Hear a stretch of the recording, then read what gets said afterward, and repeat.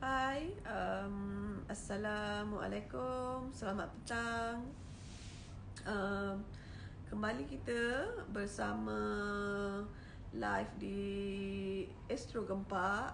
Selamat petang, Assalamualaikum. Saya admin anda, Malia Surip. Okey, untuk petang ini, untuk pengetahuan semua, kita akan ada kita punya tetamu bukan artis, tak popular, tapi saya rasa topik ni popular untuk semua pelajar, semua guru-guru dan kita semua yang sedang mencari ilmu. Okey, kita petang ni akan bersama dengan seorang pegawai pendidikan, pegawai perkhidmatan pendidikan, Cikgu Abdul Hafiz Adam. Okey, untuk student, untuk guru-guru, untuk parents, saya rasa sesuai juga kita tonton kita punya petang ni punya temu bual. Assalamualaikum cikgu, selamat petang. Apa khabar? Waalaikumsalam Malia, apa khabar? Alhamdulillah baik. Terima kasih sebab sudi luangkan masa dengan kita. Kita nak borak sikit santai. Sesiapa yang ada soalan untuk cikgu mungkin boleh tinggalkan komen atau soalan korang dekat sini. Mengenai sekolah. Okey, sekolah, pembelajaran dan semuanya. Okey, first kali kita nak tanya dengan cikgu, apa perasaan cikgu apabila akhirnya kerajaan kembali mengumumkan sekolah akan mula dibuka bermula 24 Jun depan? Okey, sebelum saya jawab soalan tu, terima kasih kerana menjemput saya. Suara okey? Okey, steady. Apa tu, sebelum tu saya nak tanya Malia, suara serak-serak ni, sihat ke tak? Okey lah, boleh lah. Suhu badan berapa tu? Suhu badan. Suhu badan tak tahu, tapi okey kalau Okey. rasanya hari ni tak kurang sihat Apa sikit. tu, Tapi okey. kita sentiasa doalah, sentiasa bersama dalam keadaan yang baik lah InsyaAllah. tentang musim pandemik macam ni. Okey, jadi untuk menjawab soalan Puan Malia tadi, sekolah akan dibuka pada 24 hari bulan ni Jadi sepanjang pengamatan saya, 2-3 hari lepas saya dah pergi ke sekolah. Kemudian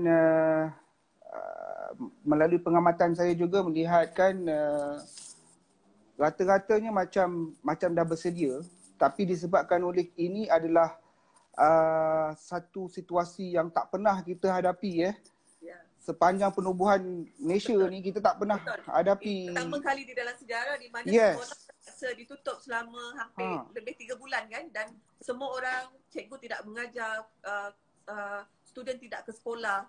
Ya, betul. Masa pertama sekali kerajaan mengumumkan keputusan tersebut, bagaimana reaksi guru-guru, dan apabila akhirnya sekolah akan dibuka kembali, bagaimana pula reaksi guru-guru? Silakan Cikgu Hafiz. Okey, sebelum tarikh pengumuman tu, semua penjawat awam dalam perkhidmatan pendidikan ni telah diarahkan untuk kembali ke stesen masing-masing seawal 2 minggu sebelum tarikh yang di tarikh PKPP. Kita ada PKP, PKPB, PKPP. PKPP tu pula ada PKPD lagi kan. Tapi dalam tempoh PKPB tu kita dah dimaklumkan untuk kembali ke tempat session masing-masing lah untuk meneruskan aktiviti yang untuk bersedia dengan aktiviti persekolahan yang bakal dilangsungkan. Dan kita juga telah dimaklumkan terus daripada kementerian berkenaan dengan pembukaan ini juga bakal melibatkan tingkatan-tingkatan ataupun pelajar-pelajar yang bakal menduduki peperiksaan terbuka lah, seperti SPM, STPM, STPAM dan juga peperiksaan antarabangsa yang setaraf dengan ni. Jadi sepanjang tempoh tersebut, setakat ini semua guru-guru yang dikehendaki untuk berada di stesen masing-masing tu, respon yang saya terima sekadar ni melalui pertanyaan kawan-kawan dan kawan-kawan yang di luar negeri tu semua, di luar Melaka, kita dapati bahawa semuanya dah bersedia lah untuk menangani masalah ni. Dan untuk menghadapi cabaran norma baru ni pula kan, nampaknya cikgu-cikgu semua dah bersedia, yang mana kami telah dimaklumkan guru-guru tertentu iaitu guru-guru yang mengajar tingkatan peperiksaan ini yang saya sebutkan tadi tu. Mereka telah diberikan kelas dan juga kaedah serta prosedur untuk menjalankan aktiviti pengajaran dan pembelajaran. Okey, kalau kita dengar masa pengumuman hari tu kan cikgu, satu kelas maksimum 20 orang. Kalau kelas tu 40 orang, dia mungkin kalau ada dewan yang besar, dia akan duduk di dalam dewan. Ataupun kelas tu dipecahkan studennya kepada 2. Jadi untuk student-student yang akan menghadapi peperiksaan, SPM ni semua kan, adakah mungkin mereka boleh mematuhi SOP yang telah ditentukan oleh pihak kementerian ni? Okey, untuk menjalani sesi persekolahan dalam keadaan norma baru ni agak terperanjat lah, sebab kita nak ke sekolah dengan keadaan dan prosedur-prosedur yang sebelum ni kita tak biasa kan. Tapi syukur Alhamdulillah sepanjang tempoh kuarantin ni, tempoh PKP ni, kawalan pergerakan ni, sikit sebanyak yang membantu. Bukan saja pelajar tapi parents, juga institusi yang berkenaan dalam mematuhi dan mengamalkan prosedur untuk bergerak ke tempat mana-mana lah. Jadi kalau saya di sekolah tu sebagai cikgu disiplin, jadi apa yang kami ditaklimatkan ialah berkenaan dengan keselamatan pelajar dan semuanya berkisar tentang pematuhan jarak tu. Jarak selamat 1 meter tu kan. Jadi bagaimana mereka ditempatkan dalam kelas, bagaimana mereka bergerak ke kantin, bagaimana mereka menjalani pembelajaran dan pembelajaran, semuanya telah diaturkan lah. Dan seperti yang dimaklumkan oleh kementerian tempoh hari, walaupun prosedur yang telah garis panduan yang telah dibagi tahu dan kita telah ukur keupayaannya, namun dikhawatiri ada beberapa situasi yang kita belum jumpa lagi. Kalau kita jumpa lagi nanti, mungkin prosedur ini ataupun garis panduan ini akan diukur semula mengikut keperluan yang sesuai lah demi keselamatan pelajar-pelajar di sekolah khasnya. Okey, kalau Cikgu Hafiz sendiri pelajar cikgu disiplin di sekolah menengah. Ya, maksudnya betul. cikgu akan terlibat dengan sesi persekolahan budak-budak SPM semua ni kan cikgu? Okey, untuk ke sekolah, semua penjawat, semua cikgu lah senang cakap. Semua cikgu akan ke sekolah. Tapi tak semua murid akan ke sekolah setakat ini. Murid-murid tingkatan 5, tingkatan 6 sahaja. Dan juga cikgu-cikgu yang akan menjalankan pembelajaran PDPC, kita panggil PDPC ni pembelajaran dan pengajaran di kelas adalah cikgu-cikgu yang mengajar tingkatan 5 sahaja. Jadi cikgu-cikgu ini akan duduk dalam kelas dengan prosedur dan garis panduan yang ditetapkan. Dan dalam pada masa tu mereka akan sentiasa pastikan amalan kebersihan dan amalan pematuhan SOP itu berterusan.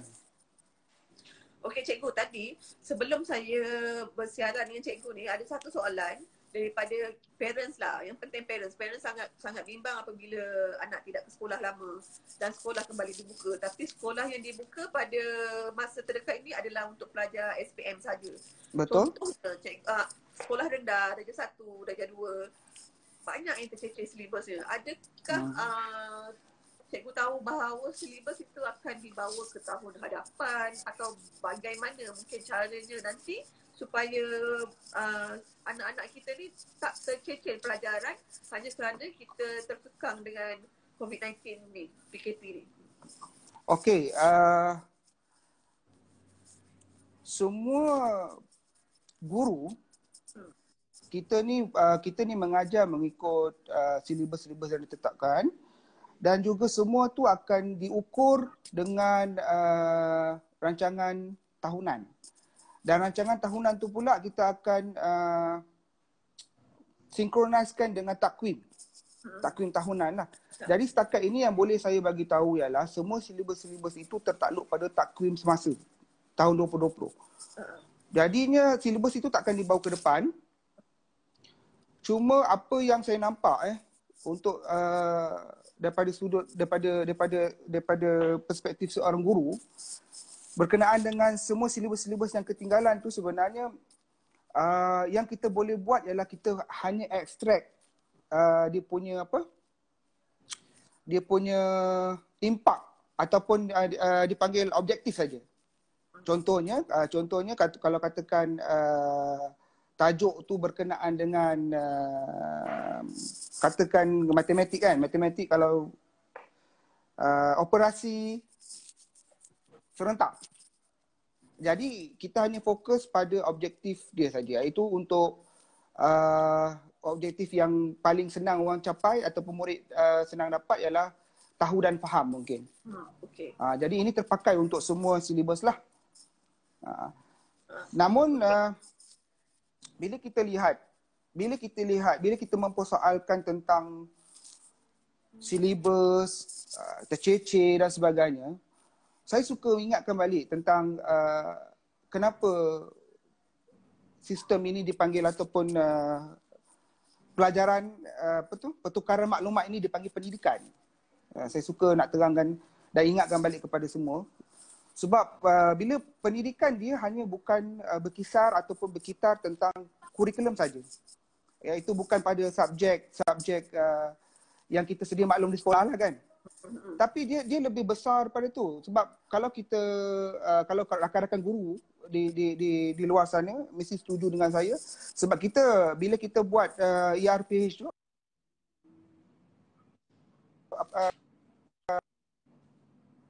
rancangan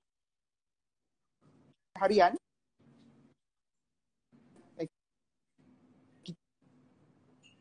kita ni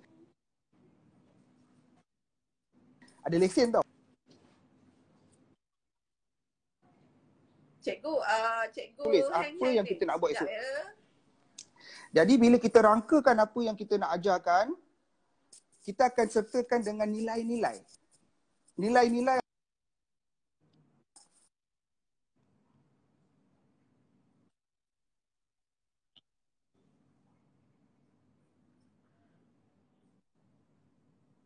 Cikgu hang. sangkut ke apa ni?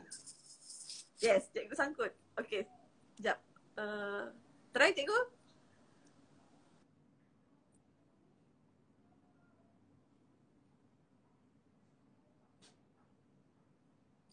Cikgu okey, tapi sekarang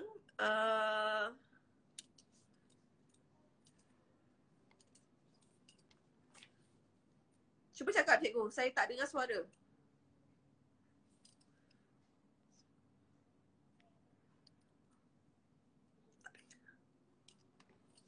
Tak dengar. Okey, sekejap suara hilang. Nak apa lagi? Sekejap, kita minta cikgu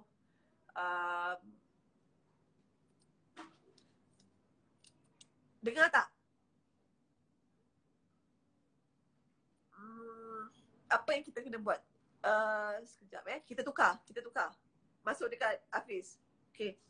Okey. So kita akan pergi cikgu awak yang cool ni, kita pinjam sekejap. Okey,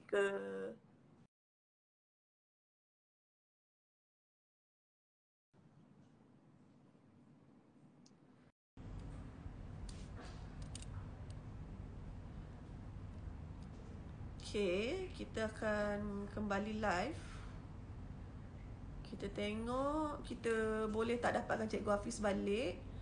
Sorry, sebab tadi kita ada masalah connection. Lately ni masalah connection ni memang sangat kerap terjadi. Admin kita pun kena masa kita tengah live dengan Alif Tega. So sekarang ni kita jadi lagi sekali, kita cuba ya. Okay. Assalamualaikum. Waalaikumsalam. Okay. Ini lebih baik. Okey. Tadi kita borak pasal apa Kita borak pasal pasal tercecer silibus kan? Yes, betul. Okey, jadi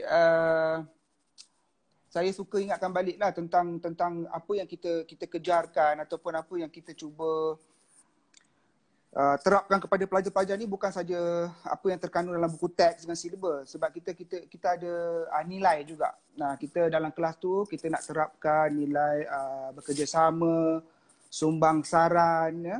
Macam mana diorang boleh bekerjasama, macam mana diorang mencari idea, macam mana kita nak bagi diorang cari maklumat. Itu nilai-nilai yang sebenarnya waktu macam ni lah kita boleh terapkan dulu pada pelajar-pelajar ni. Sebab saya rasa ini adalah tempoh istimewa sebenarnya untuk diorang duduk dan muhasabah diri. Kemudian dipanggil apa mungkin kita boleh panggil cooling period untuk diorang tenang, tengok nilai-nilai balik, apa sebenarnya, apa sebab kita belajar benda-benda yang cikgu ajar kat sekolah tu. Sebab macam saya cakaplah tadi, dalam perancangan cikgu-cikgu yang mengajar di kelas tu sebenarnya bukan semata-mata buku teks saja. Diorang nak terapkan juga, cuba terapkan nilai, cuba terapkan sikap-sikap nilai-nilai murni macam tu. Cikgu, bila anak lama sangat dekat rumah dan parents pun tidak bekerja, maka parents mengambil alih tanggungjawab guru-guru di sekolah. Dulu kita tengok banyak kes parents marah cikgu mungkin tidak mendidik anak dengan betul. Dan pada waktu cooling period ni, ibu bapa lah yang akhirnya kena mendidik anak, tetapi mungkin akhirnya tugas tu tak dapat pun digalas oleh ibu bapa sebaik cikgu.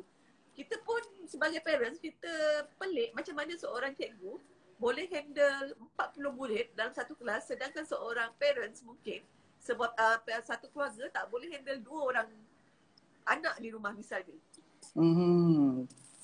Untuk pernyataan macam tu, sebenarnya semua orang boleh mengajar.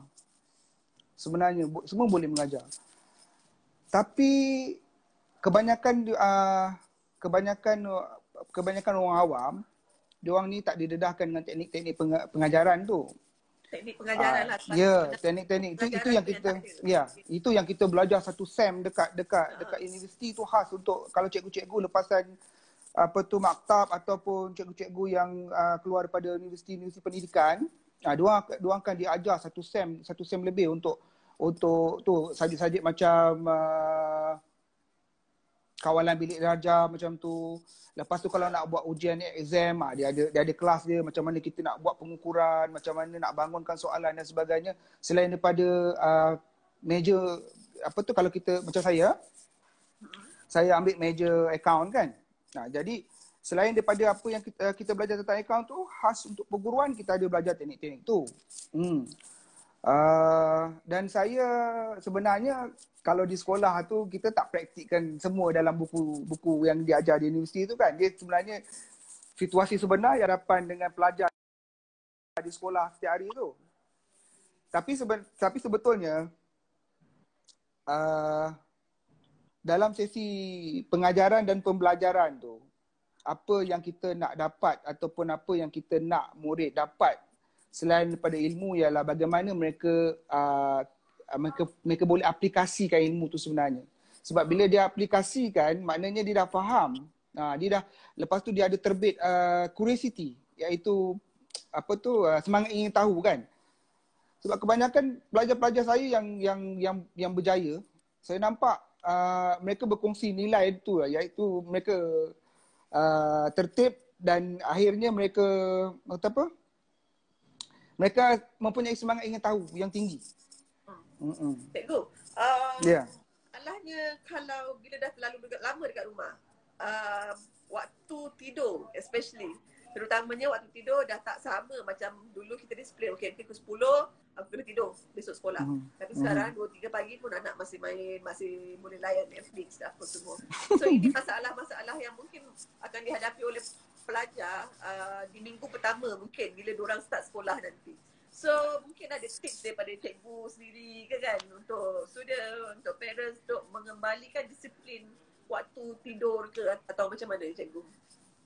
Okey, sebenarnya kalau nak sebutkan kalau kita nak sentuh tentang cerita pasal persediaan ke sekolah dan sebagainya, saya nampak ada beberapa faktor yang boleh mainkan peranan dalam hal ni, iaitu antara lain ialah pelajar tu sendiri.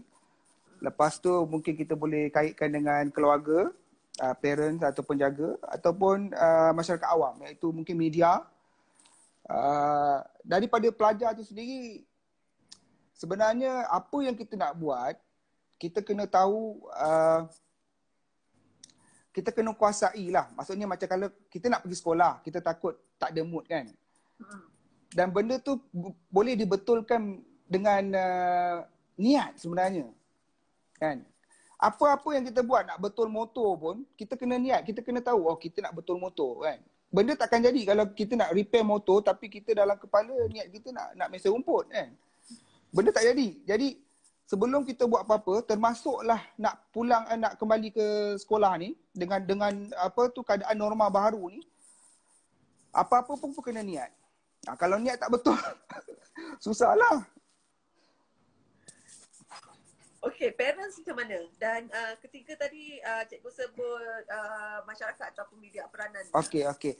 Kalau untuk parents pula, sepanjang PKP ni kan, PKPP, PKPB ni semua, kita dah nampak apa respon di media sosial macam mana parents tak tahan ajar anak dan sebagainya. Dan mereka kali ni mereka perlu mempersediakan pula anak-anak mereka untuk kembali ke sekolah. Jadi untuk mengatasi masalah ni, apa yang mereka perlu buat ialah, sekarang ni kebanyakan parents ialah mereka tak jadi ibu bapa. Minta maaf lah cakap kan. Jadi maksudnya macam mereka hanya membiak dan letakkan tanggungjawab untuk membesarkan tu pada institusi-institusi tertentu. Contohnya taska, sekolah dan sebagainya. Jadi apa yang mereka perlu buat ialah menjadi penjaga yang bagus, iaitu mereka sering tahu apa yang hasrat mereka kepada anak, apa yang anak nak capai kan. Jadi itu sajalah. Cuma kalau media pula, mungkin mereka boleh kempen selain daripada peneguhan tentang pemahaman berkenaan dengan pencegahan COVID-19, mereka juga boleh sebarkan maklumat atau kempenkan bagaimana untuk menempuh sekolah sesi persekolahan yang akan datang. Contohnya kerjasama dengan Kementerian Pendidikan dan Kementerian Kesihatan, bagaimana struktur ataupun prosedur dan garis panduan untuk mereka hebahkan. Biasanya budak-budak ni kalau cikgu cakap ataupun apa diorang cakap, dia tak nak ikut. Tapi kalau influencer kan, ataupun media cakap, dia rasa benda tu cool dan benda tu bagus untuk ikut kan. Kita boleh cubalah. Kena cubalah Kalau cikgu sendiri, kalau 24 hari bulan ni, hari pertama start sekolah, maksudnya sekolah akan ada prosedur yang macam mana? Keselamatan sebelum masuk tu, cikgu kena mengajar pakai mask, dan student sendiri macam mana? Okey. Untuk persediaan 24 hari bulan ni, kita dah maklumkan sebelum ada niat nak ke sekolah tu, pastikan pelajar tersebut sihat dan cukup fit. Dari rumah ni peranan keluarga ni, dia kena tahu, dia kena cek suhu macam mana pun supaya anak-anak dia bebas daripada simptom ataupun gejala COVID-19 ni dan fit untuk meneruskan pembelajaran di sekolah. Jadi bila sampai sekolah nanti, itu urusan kami. Urusan kami macam biasalah, kami akan periksa suhu dengan alat-alat tertentu. Kemudian kita akan pastikan cikgu-cikgu dan juga kita punya pelajar ni sentiasa mematuhi garis panduan yang kementerian keluarkan. Itu sajalah. Okey, Cikgu Hafiz, sepanjang kita kat rumah kan, bila belajar secara online, mungkin ada segelintir cikgu yang praktikalnya di sekolah. Dia tidak praktikal melalui online, mungkin tidak familiar, tidak biasa dengan ini semua. Jadi mungkin ada cikgu mengambil masa yang agak lama untuk memberikan kerja sekolah secara online kepada student, pelajar. Jadi untuk pada masa hadapan, adakah mungkin kementerian telah memaklumkan bahawa guru-guru juga perlu ada satu ilmu online begitu ke, supaya new normal punya pembelajaran di hadapan itu dapat berjalan dengan lebih baik dan sistematik? Okey, sebelum PKPP ni ataupun sebelum pandemik ni berlaku, dasar kerajaan tentang pendidikan ni pun dah memacu ke arah digital, maksud saya online dan sebagainya kan. Jadi pembelajaran secara online dan sebagainya telah dimakmurkan secukupnya. Tapi kita belum sampai lagi satu keadaan yang macam ni. Tiba-tiba terperanjat kan, kita terperanjat. Jadi mujurlah dengan pendedahan dan hasrat kerajaan untuk lebih Kementerian Pendidikan, hasrat Kementerian Pendidikan untuk para guru-guru ni, celik IT dah ada. Jadi kita tak susah sangat sebenarnya untuk teruskan benda-benda ni. Cuma kita kena tahu teknik je lah. Kita kena biasa. Saya rasa setakat ini pembelajaran di online lancar. Tapi kita masih lagi tersangkut dengan beberapa isu. Macam pelajar-pelajar di pedalaman kan. Mereka tak ada internet dan sebagainya. Isu macam tu pun dah difikirkan. Kemudian saya ada berhubung dengan guru-guru di sekolah saya dan bertanyakan apa langkah kita untuk murid-murid yang macam tu, yang kekurangan dari tak boleh online dan sebagainya. Mereka akan pilih satu hari untuk mengedarkan modul yang dibina oleh di peringkat sekolah. Okey. Modul tu semua panitia-panitia diorang buat. Okey, kemudian ini untuk pelajar-pelajar yang online lah. Sebab nanti 24 hari bulan, pelajar-pelajar yang akan menduduki peperiksaan terbuka tu akan ke sekolah. Jadi soalnya ialah tingkatan lain lah, darjah-darjah lain lah. Jadi pihak sekolah akan sediakan satu stesen untuk drive-thru. Oh, drive-thru? Yes, kepada para penjaga. Ambil modul-modul tu dan mereka akan bawa pulang untuk diberi kepada pelajar-pelajar di rumah lah. Ini untuk menangani masalah yang orang kata tak boleh nak online dan sebagainya tu kan. Okey, Sebab itu adalah kewajipan semua sekolah di Malaysia? Setakat ini kita dimaklumkan tentang perkara tersebut. Sebab kita nak menangani masalah tadi itulah yang tak boleh online dan sebagainya tu. Okey. Langkah So maksudnya apabila pihak kementerian dah melakukan ini, itu adalah tanggungjawab ibu bapa pula kena memainkan peranan supaya mereka ke sekolah untuk ambil pula modul anak-anak mereka ni. So kalau ya, diorang betul. ambil, bermaksud anak dia akan tercecer. Ya, betul. Tapi macam kita di pihak sekolah, kita di peringkat sekolah masih memikirkan apakah akan berlaku jika penjaga pula tak dapat nak ambil modul tu kan. Jadi kita dalam perbincangan lagi, antara yang diperbincangkan ialah kita akan sediakan satu stesen lah di tempat taman perumahan misalnya. Ada satu cikgu tu akan hantar. Sebab semalam saya baru hadiri mesyuarat KOKO di sekolah saya.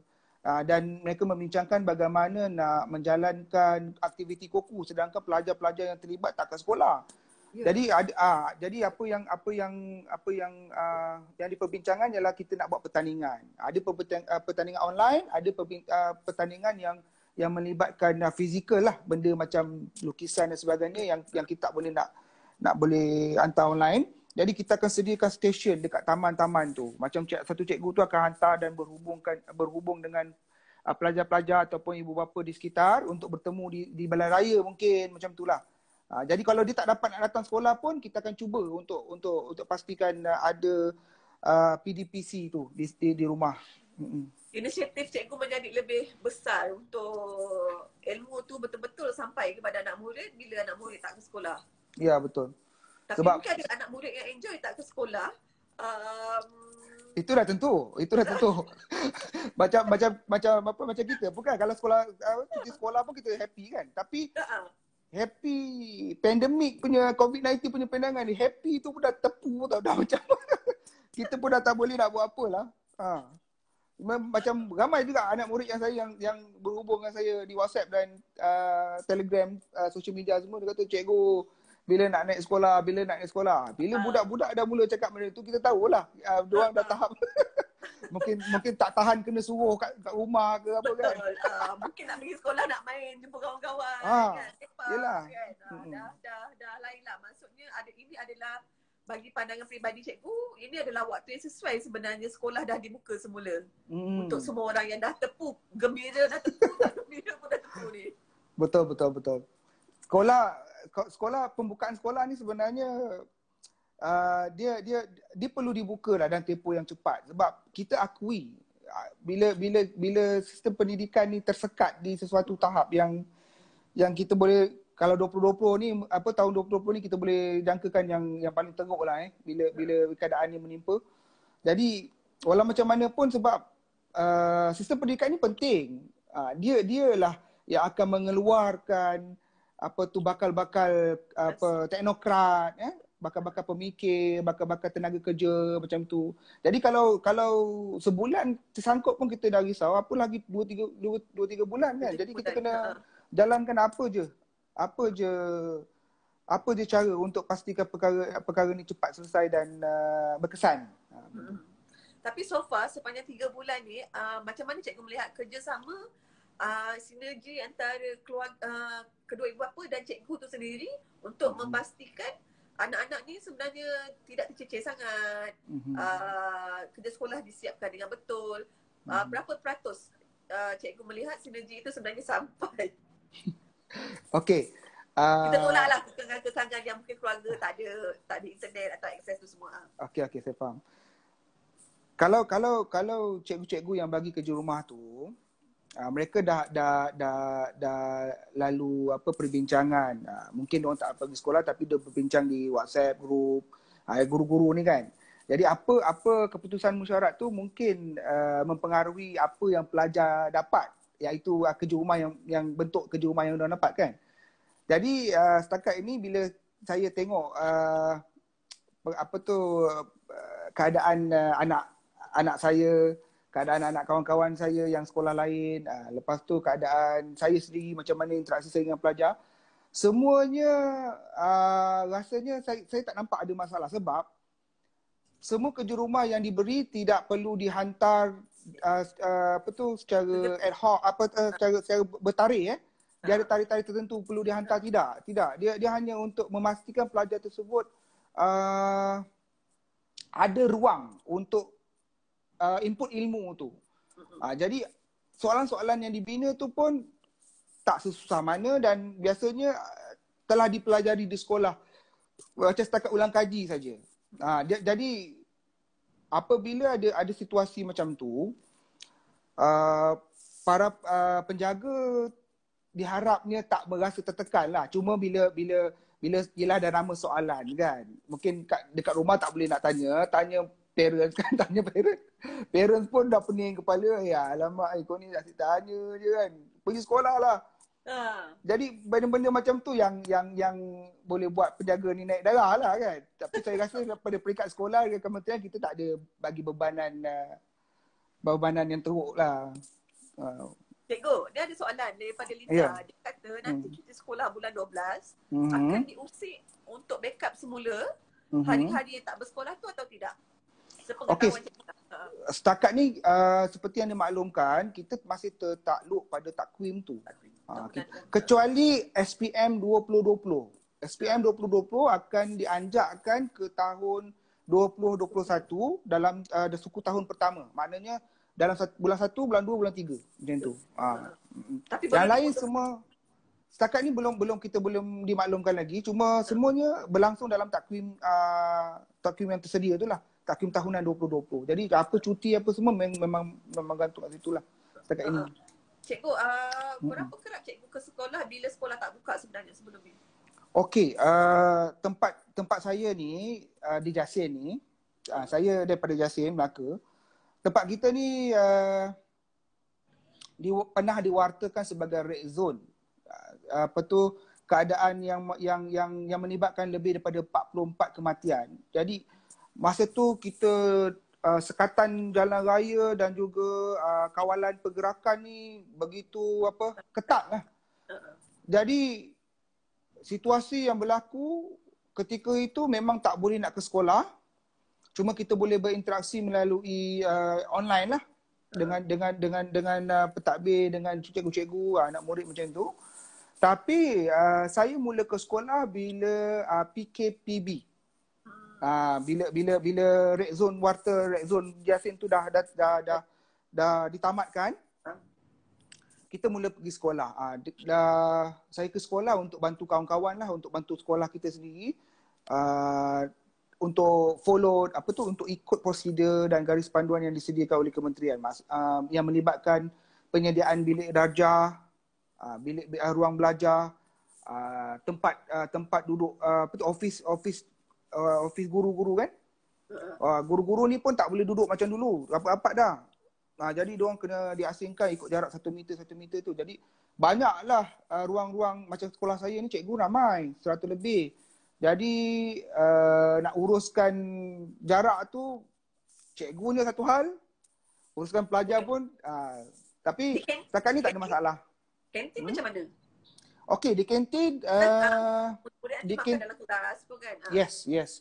Pelajar-pelajar semua akan beli makanan dan mereka akan bergerak ke kelas, mereka akan makan di kelas. Kantin pula budaya tu dah lama ada budak-budak. Dulu sebenarnya bukan kita kita larangan untuk makan di kelas tu adalah biasanya dikaitkan dengan kebersihan kelas tu kan.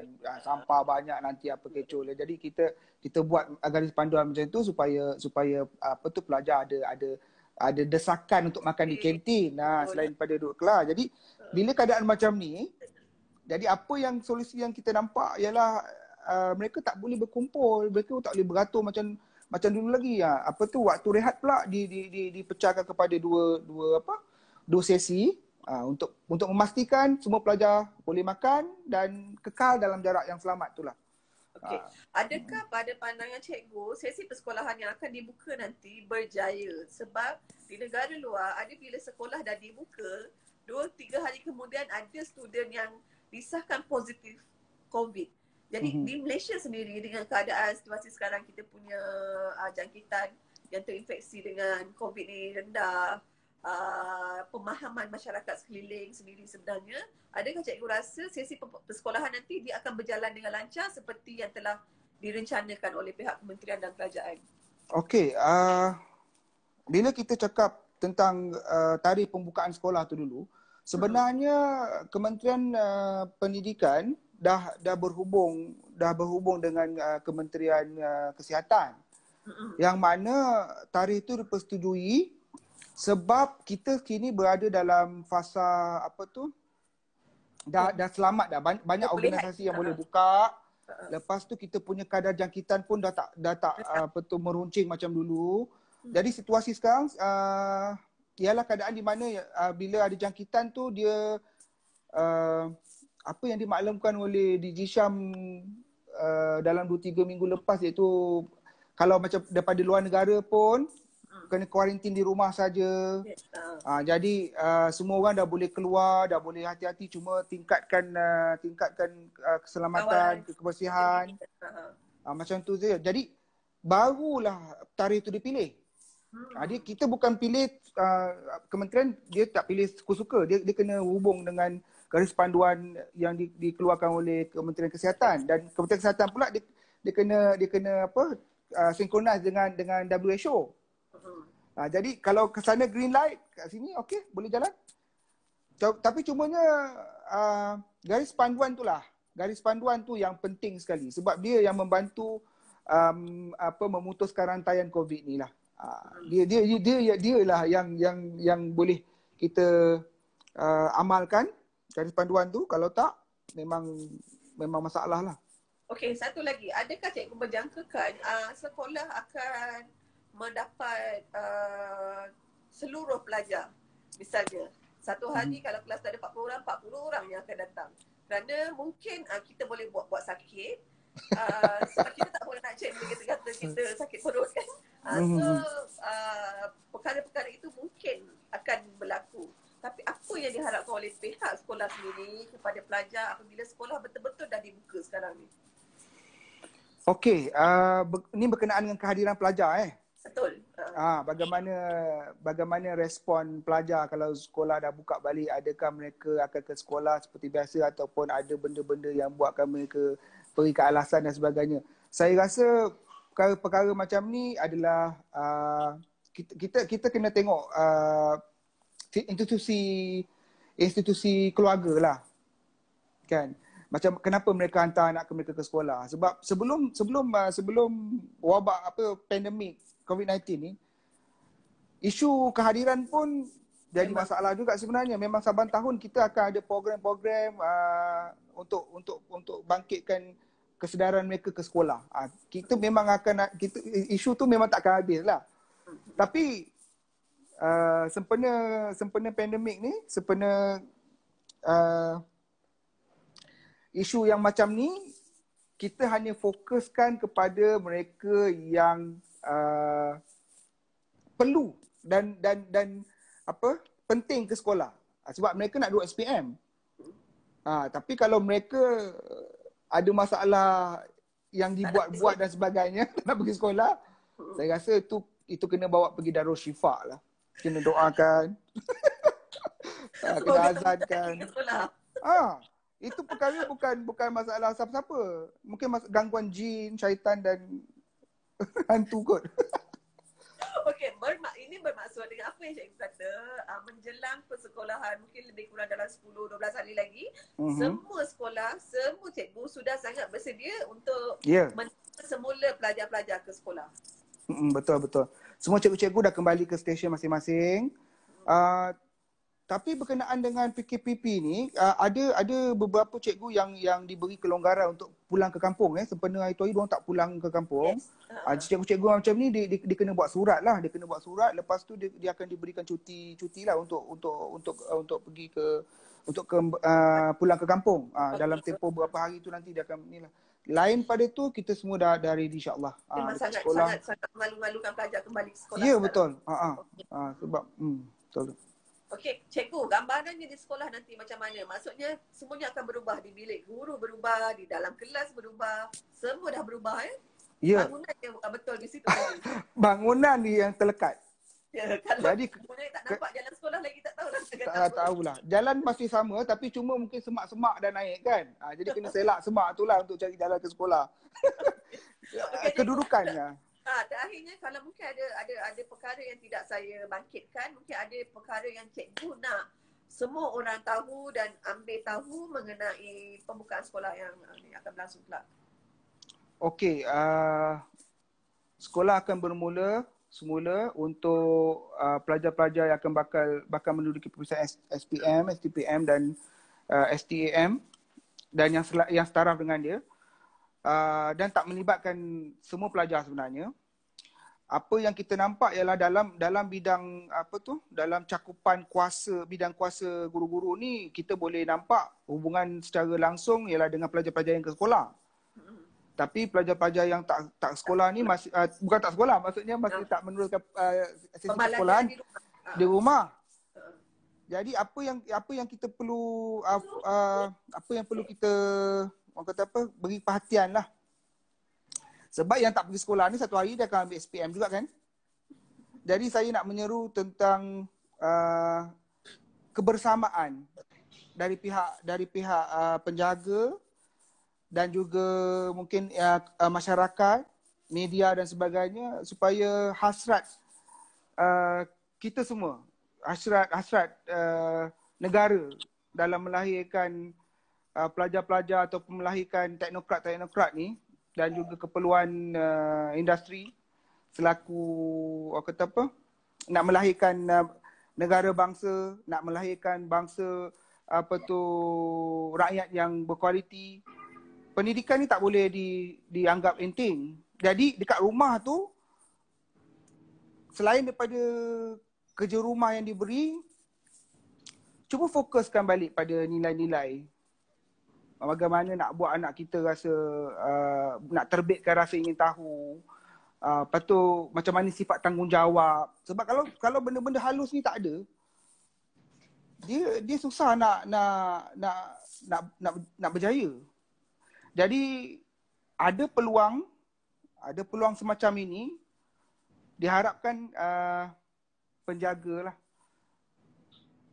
Macam saya jugalah kan, kita punya harapan pada anak-anak kita, selain daripada kerja rumah, kita nakkan dia time ni lah dia boleh urus diri, dia boleh peluk nilai-nilai murni dengan sebaik mungkin. InsyaAllah. Okey, cikgu last. Ini gosip kot yang bertebaran. Jadi anak-anak yang bersekolah di rumah, homeschooling sekarang ni, bila akan bersekolah semula? Ada yang kata September tidak sesuai. Dia kata hujung tahun je lah, cukup tahun 2021. pelajar-pelajar yang tidak terlibat ke sekolah baru akan sekolah pada tahun 2021 nanti. Okey, kalau gosip-gosip macam ni, sebenarnya kita jangan kaget sangat dengan isu pembukaan semula sekolah ni, sebab kita kena tengok kenapa jadi macam ni.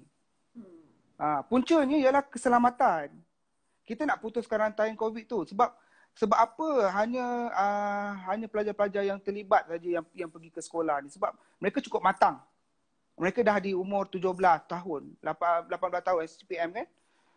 Yang mana cukup matang untuk mematuhi peraturan. Jadi apa yang kita harapkan ialah mereka ni dapat ikut prosedur yang kita sediakan, dan untuk pelajar-pelajar lain, mereka ni kita tengok masih belum matang, dan kita khawatiri bila kehadiran mereka ke sekolah bukan elok, bukan pandai, jadi sakit pula kan. Jadi kita fikir pasal tu. Kenapa jadi macam ni? Kita bukan suka-suka. Okey, cikgu, terima kasih banyak untuk masanya petang ni. Saya minta maaf kalau sama-sama apa saja, dan terima kasih kerana sudi berkongsi ilmu dan kefahaman serta pandangan peribadi cikgu mengenai sesi persekolahan yang akan dibuka nanti. Okey, jumpa lagi cikgu. Assalamualaikum. Waalaikumsalam Alia. Assalamualaikum. Salam.